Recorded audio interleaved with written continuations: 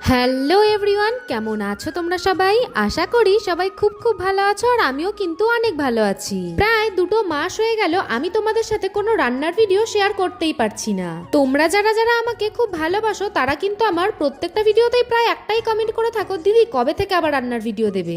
এখন থেকে কিন্তু আমি আবারও তোমাদের সাথে রোজকার দিনের মতন রান্নার ভিডিও শেয়ার করব। তোমরা তো জানোই কিছুদিন আগেই আমি বাড়ি গিয়েছিলাম, আর বাড়ির থেকে ফেরার সময় আমি কিন্তু আমার মা আর দিদিভাইকে সাথে করে নিয়ে এসেছি। বরমশাই কিন্তু দিদিভাইয়ের কাছে আবদার করেছে আজকেও খাসির মাংস খাবে, সেই মতন কিন্তু আমি আর দিদিভাই মিলে আজকে বাজারে চলে গেলাম মাটন নিয়ে আসার জন্য। আর বাড়িতে এসেই কিন্তু এদিকে দুজন মিলে রান্না বান্নার কাজ শুরু করে দিয়েছি। একা হাতে কিন্তু রান্না বান্না করা ভীষণ ঝামেলা, আর সাথে যদি কেউ কেটে গুছিয়ে দেয় তাহলে কিন্তু রান্নাটা খুব তাড়াতাড়ি হয়ে যায়। আজকে কিন্তু দিদিভাইকে আমি সমস্ত কিছু কেটে গুছিয়ে দিয়েছি, আর দিদিভাই কিন্তু আজকে মাটনটা রান্না করবে। কড়াই গরম করে অনেকটা পরিমাণে তেল দিয়ে দিয়েছে, আর তেলটা একটু গরম হয়ে আসলেই দিদিভাই কিন্তু এখানে মাংসের আলুগুলোকে ভেজে নিচ্ছে। চিকেন হোক বা মাটন, আলু কিন্তু আমার সব সময় পছন্দের। আচ্ছা, তোমরা কারা কারা আমার মতন মাংসে আলু খেতে ভালোবাসো আমাকে কিন্তু অবশ্যই কমেন্ট করে জানিও। পরিমাণ মতন লবণ আর হলুদ দিয়ে আলুগুলোকে কিন্তু বেশ লাল লাল করে দিকে ভাজা হয়ে গেছে। এখন ওই কড়াইতেই আরো বেশ কিছুটা পরিমাণে তেল দিয়ে দিয়েছে, আর তেলটা একটু গরম হয়ে আসলেই দিদিভাই এদিকে ফোড়নে দিয়ে দিচ্ছে জিরে, তেজপাতা, শুকনো লঙ্কা, দারচিনি, এলাচ, লবঙ্গ।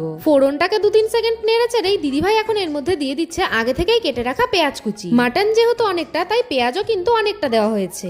এখন কিন্তু গ্যাসের ফ্লেমটাকে লো টু মিডিয়াম ফ্লেমে রেখে পেঁয়াজগুলোকে বেশ লাল লাল করে ভেজে নেওয়া হবে। পেঁয়াজটা একটু ভাজা হতে না হতেই দিদিভাই এদিকে 4টে গোটা রসুন ধুয়ে দিয়ে দিল। মাংসের গোটা রসুন খেতে আমি, আমার বরমশাই আর দিদিভাই কিন্তু খুবই পছন্দ করি। পেঁয়াজ ভাজার মধ্যে দিদিভাই দিয়ে দিল বেশ কিছুটা পরিমাণে লবণ আর কয়েকটা দানা চিনি। পেঁয়াজ ভাজি করার সময় দিদিভাই কিন্তু একটু হলুদ অ্যাড করেনি। যাই হোক, পেঁয়াজটা একটু সেদ্ধ হয়ে আসলে দিদিভাই এই পেঁয়াজের মধ্যে দিয়ে দিল আগে থেকেই করে রাখা মশলা। মশলার মধ্যে ছিল আদা, রসুন, শুকনো লঙ্কার পেস্ট আর টমেটো। ব্যাস, এখন কিন্তু এই সমস্ত মশলাটাকে বেশ ভালো করে কষিয়ে নেওয়ার পালা। মাটন বা চিকেন যাই রান্না করো না কেন, মশলাটা যদি একটু বেশি ভালো করে কষানো হয় তাহলে কিন্তু সেই তরকারির টেস্ট আরো বেড়ে যায়। গ্যাসের ফ্লেমটাকে লো রেখে মশলাটাকে কিন্তু আমি বেশ ভালো করে কষিয়ে নিলাম, আর এদিকে দিদিভাই মাটনের মধ্যে পরিমাণ মতন লবণ, হলুদ আর সর্ষের তেল মাখিয়ে রেখে দিয়েছিল বেশ কিছুক্ষণ। দেখো, মশলাটা কিন্তু বেশ ভালো করে কষানো হয়ে গেছে। এখন দিদিভাই এর মধ্যে দিয়ে দিল আগে থেকেই ম্যারিনেট করে রাখা মাটনগুলো। সমস্ত কিছু আবারও বেশ ভালো করে নেড়ে চেড়ে দিদিভাই কিন্তু ঢাকা দিয়ে রেখেছিল। আজকের মাটনটা যেহেতু কড়াইতেই করা হবে, তাই জন্য কিন্তু বেশ কিছুক্ষণ ধরে ঢাকা দিয়ে দিয়ে কষানো হচ্ছিল।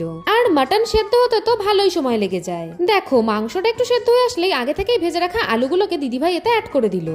এদিকে দিদিভাই আর আমার বরমশাই বলছিল তাদের জন্য যেন একটু কষা মাংস দিই। চিকেন হোক বা মাটন, রান্না করার সময় কষা মাংস খেতে কিন্তু বেশ ভালো লাগে। তোমরা কারা কারা আমাদের মতন কষা মাংস খেতে ভালোবাসো অবশ্যই কমেন্ট করে জানিও। এদিকে মাংস কষা হয়ে গেলে এর মধ্যে দিয়ে দিলাম পরিমাণ মতন জল। ব্যাস, ঝোলটা ভালো করে ফুটে আসলেই দিদিভাই এর মধ্যে দিয়ে দিল বেশ কিছুটা পরিমাণে ঘি। জানি না